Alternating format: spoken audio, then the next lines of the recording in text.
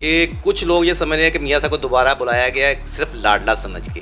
आप इसके बारे में क्या कहते हैं? ये जो आपने बात की लाडले वाली, ये तो ऐसी बात है कि जिसमें अगर आप इसको माइक्रोस्कोपिकली एनालाइज करें तो मुझे आप खुद बताएं कि ये कैसा लाडला है जो जिसने पिछले 24 में से 13 साल जेल में या फिर जलावतनी में गुजारे। ये कैसा लाडला है जो 2002 के इलेक्शन नहीं लड़ सका, जो 2008 के इलेक्शन नहीं लड़ सका, जो 2018 के इलेक्शन जिस तरह लड़े वो भी आपके सामने है। लाडला तो कोई और था जिसको 15 साल उसकी एक इमेज बिल्डिंग की गई, उसको ऊपर लाया गया।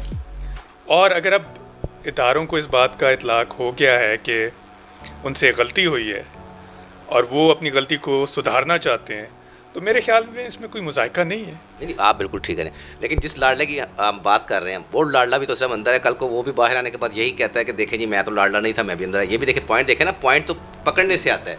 सियासत में तो पॉइंट पकड़ना है। वो भी बाहर आके यही अल्फाज कहते हैं कि जनाब मैं तो लाडला नहीं था, अगर मैं लाडला होता तो मैं अंदर। या ये तो नहीं हो रहा कि उसको भी लाडला दिखाया जा रहा है, शो किया जा रहा है, उसको वापस कोई रास्ता मार करने के लिए दोबारा जेल में डाला गया। देखिए, अगर वो जो 9 मई के वाक़यात थे उसके बाद वो जो उस दिन हुआ वो एक ट्रेजेडी थी और उसके जो ज़िम्मेवार हैं उनको सज़ा मिलनी चाहिए। नहीं, वो तो हम भी इस हक़ में। और जो आप बात करें कि बाहर आके कहना, वो एक बात की बात है। हम तो पिछला जो एक ट्रैक रिकॉर्ड है उसके ऊपर ये बात कर रहे हैं।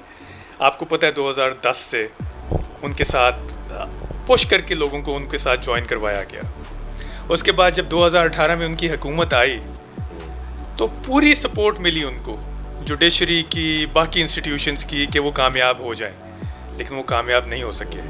उसके बरक्स जब भी मियाँ नवाज शरीफ साहब हुकूमत में आए, आप उनके टेन्योर उठा के देख लें, उनको काम नहीं करने दिया गया। आप बेशक वो 92 का टेन्योर देख लें, 97 का देख लें, 2013 का देख लें, उस पर हम तफसील में भी बात कर सकते हैं अगर आप करना चाहें तो।